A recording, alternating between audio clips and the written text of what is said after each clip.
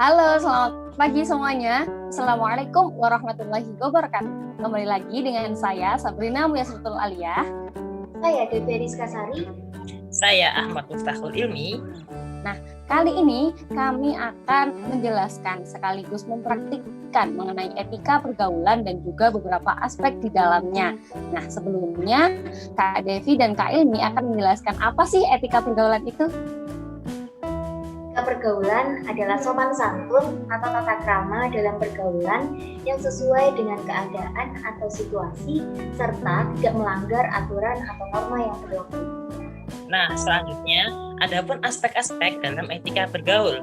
Yang pertama, dapat menjaga perasaan terhadap orang lain. Yang kedua, mampu mengendalikan emosi dengan orang lain. Yang ketiga, dapat mendengarkan dalam berkomunikasi. Yang keempat, dapat menyampaikan pendapat atau gagasan dengan baik. Dan yang kelima, dapat mengkritik pendapat orang lain. Dan yang terakhir, dapat peka terhadap perubahan perilaku atau sikap dari orang lain. Wah, mantap sekali nih penjelasan dari Kak Ilmi dan juga Kak Devi. Selanjutnya, kami akan mempraktikkan beberapa aspek dalam etika pergaulan. Di antaranya, mendengarkan, memberikan kritik, menyampaikan pendapat, dan juga peka terhadap perilaku. Oke, selanjutnya selamat menyaksikan video kami.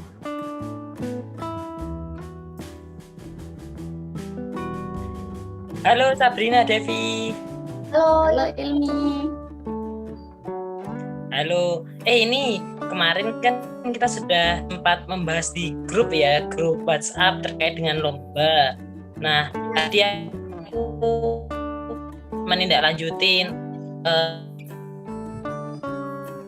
dengan cari info lomba ada lomba yang sesuai dengan kita bahas kemarin itu di UNY. Nah, lombanya LKTI. Nah, kemarin kan kita juga sudah itu sih pernah lomba LKTI. Nah, ini temanya dan subtemanya ini juga bisa diikutkan gagasan yang kemarin. Nah, temanya itu apa ya kemarin itu? Ini peran mahasiswa dalam mengatasi revolusi industri 4.0. Nah, itu kan unggul sekali. Terus subtemanya ada pendidikan, kesehatan, ekonomi, biologi, kayak seperti itu. Jadi menurutku kita dapat ambil yang pendidikan gitu. Kalau menurut kalian gimana?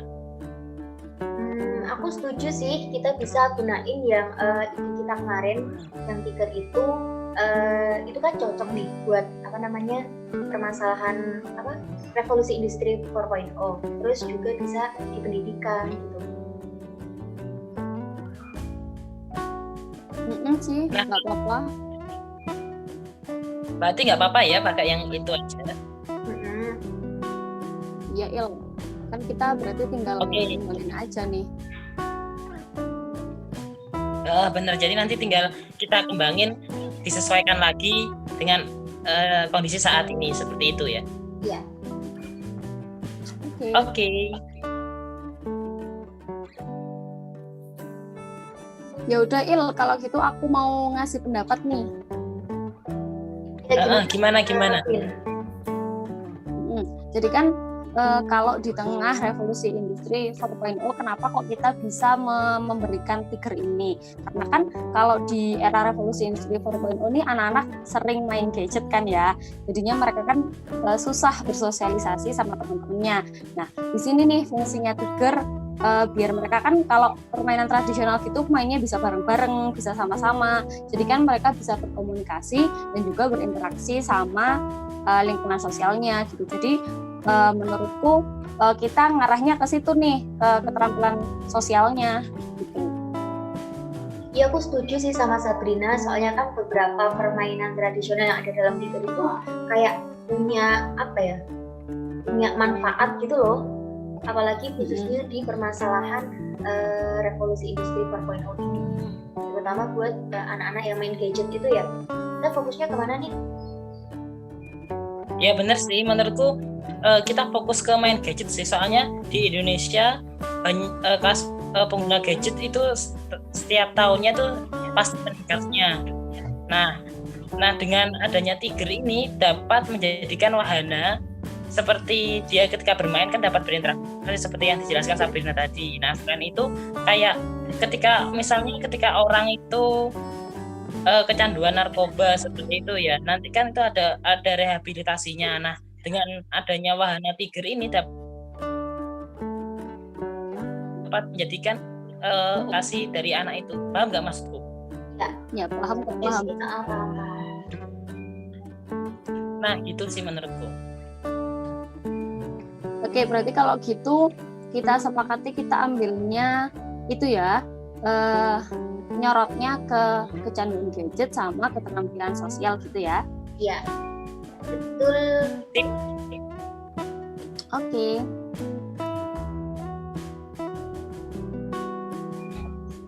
Nah, tapi gini Rek, kan konsepan yang kita buat kemarin-kemarin itu offline kan, maksudnya kita melaksanakan Tiger itu secara langsung. Tapi sekarang itu kan lagi musim corona nih, dimana siswa-siswa itu libur gitu sekolahnya. Terus gimana cara kita buat nerapin Tiger itu kan? Ya juga sih, mungkin akan kesulitan ya kalau kita benar-benar pure menerapkan Tiger yang rancangan kita dulu terus di kondisi yang sekarang ini, karena kan ada social distancing, sekolah juga masih ada beberapa yang libur kayak gitu kan ya. Tapi menurutku sih Devi ya, mungkin bisa kita siasati lah, kayak misal kita gunakan permainan-permainan yang mendukung social distancing.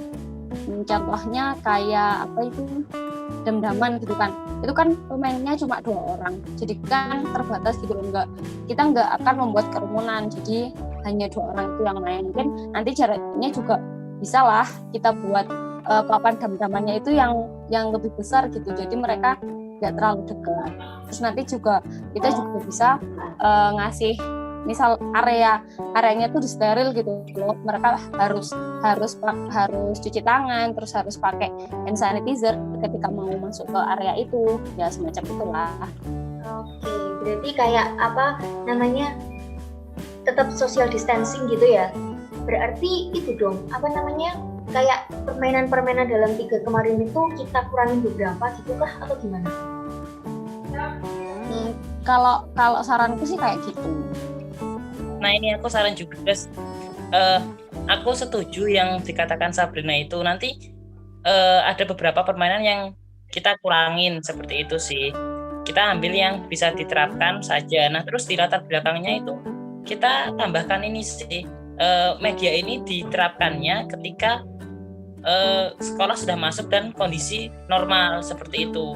Nah, kedepannya kan tetap ada sekolah masuk dan kondisinya normal. Nah, ketika normal itu tetap ada protokol kesehatan. Jadi setiap mainnya itu peraturannya kita sesuaikan dengan protokol kesehatan. Kayak gitu sih menurutku. Jadi siswa itu dapat bermain dengan senang tapi tidak melanggar aturan yang berlaku. Seperti itu sih menurutku. Iya. Jadi gimana? Kita ambil yang seperti dikatakan Devi sama Sabrina tadi ya, terus di-compare, terus hasilnya nanti medianya dikurangin. Kan kemarin ada 9 ya. Nah, 9 itu dikurangin beberapa, kita ambil yang dapat dijalankan di kondisi normal tapi sesuai dengan protokol kesehatan. Gitu ya? Oke. Boleh. Oke. Nah, ini Rek, kan kita sudah sepakat ya gagasannya kita itu yang diambil Tiger dengan penyesuaian juga tadi. Nah, kalau sudah sepakat berarti kita kan tinggal bagi tugas untuk mengerjakan. Kemarin aku sudah membaca guidebook-nya terkait dengan penulisan dan kawan-kawannya. Itu yang perlu kita tulis itu ada pendahuluan, terus ada kajian teori, ada metodologi penelitiannya, hasil dan pembahasan, dan yang terakhir itu penutup.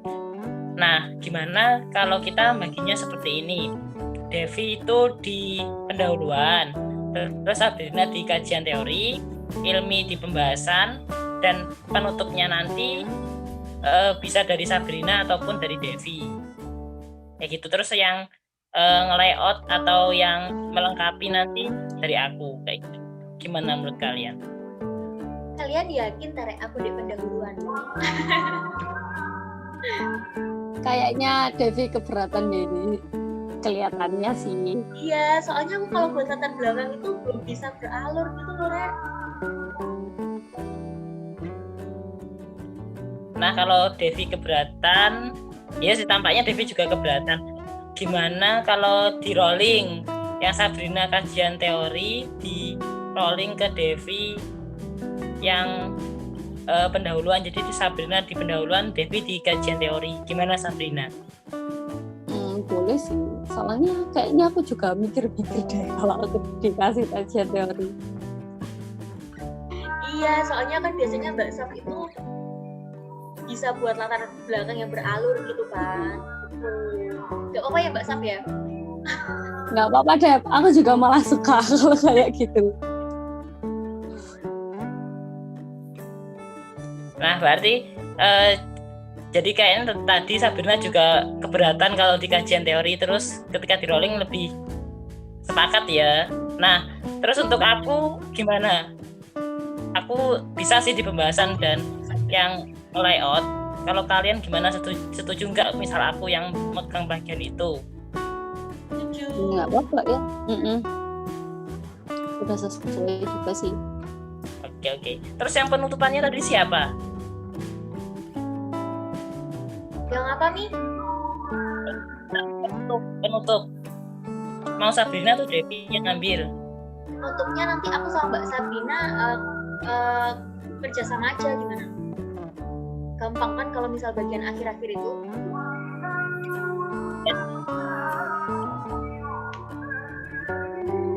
Nggak apa-apa, aku sama Devi. Oke. Berarti udah itu ya, udah fix ya pembagiannya seperti apa tadi. Yang Devi jadinya Devi di latar belakang, maaf, Sabrina di pendahuluan, Devi di kajian teori, terus metodologinya sekalian aku soalnya kan relate sama pembahasan nanti. Kajian metodologi penelitian sama pembahasan ilmi, terus penutupnya Devi sama Sabrina, layoutnya ilmi, gitu ya. Oke. Nah, terus ini tadi itu pembayarannya sebesar 110.000 sih untuk full papernya. Kira-kira siapa yang mau transfer?